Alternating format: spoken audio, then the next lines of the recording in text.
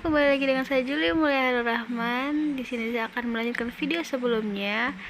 Di sini saya akan menjelaskan acara 4 yang berjudul Sistem Kelistrikan. Yuk ke pertanyaan pertama. Untuk slide pertama, kita diminta untuk menjelaskan prinsip kerja pada sistem kelistrikan motor diesel. Oke, adapun prinsip kerja pada sistem kelistrikan motor diesel yaitu sistem pengapaian. Prinsip kerjanya adalah dengan melontarkan sejumlah elektron melewati celah udara. Loncatan dengan volume besar tersebut akan membentuk percikan api.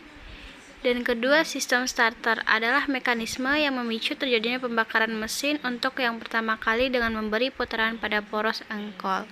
Sistem ini mengubah energi listrik menjadi energi gerak melalui rangkaian elektromagnetik. Sistem pengisian ini menggunakan daya dari baterai atau aki untuk memastikan siklus kelistrikan pada mobil. Kemudian pertanyaan kedua, jelaskan perbedaan sistem starter dan sistem charging. Pertama, sistem starter terdiri dari kunci kontak, baterai, solenoid, motor starter, dan terkadang sebuah relay. Kunci sebagai pengaman utama yang mengatur aliran listrik ke starter. Karena sistem starter membutuhkan aliran listrik yang besar, maka saat kunci kontak pada posisi start, semua aliran listrik ke seluruh sistem menjadi mati, dan aliran listrik hanya terhubung ke sistem starter. Sistem starter juga hanya bekerja sampai mesin menyala dan seluruh sistem kembali berfungsi. Sedangkan sistem pengisian terdiri dari baterai, alternator, bilge, regulator, dan rangkaian kabel. Hampir sama seperti sistem starter, sistem pengisian dirangkai secara paralel. Setelah mesin hidup dan berjalan, alternator menjadi sumber arus bagi kendaraan dan juga mengecas baterai. Untuk pertanyaan ketiga, jelaskan komponen rangkaian kelistrikan pada dinamo starter. Adapun komponennya yaitu kunci kontak merupakan komponen utama pertama yang ada pada rangkaian kelistrikan motor starter. Sekring adalah bagian dari komponen utama dalam rangkaian kelistrikan motor starter. Baterai adalah sebagai sumber daya utama sebelum digantikan dinamo charger atau sistem pengisian saat mobil sudah hidup. Kemudian ada relay motor starter akan membantu menahan beban yang diterima langsung oleh baterai pada rangkaian kelistrikan.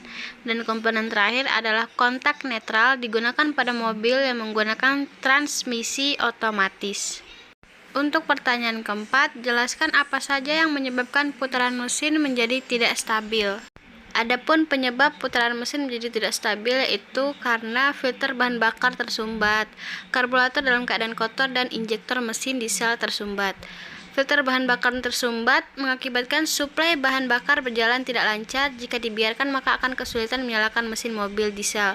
Kemudian karburator dalam keadaan kotor. Karburator merupakan mesin konvensional yang dimanfaatkan untuk mencampur bahan bakar dan udara dalam jumlah yang tepat.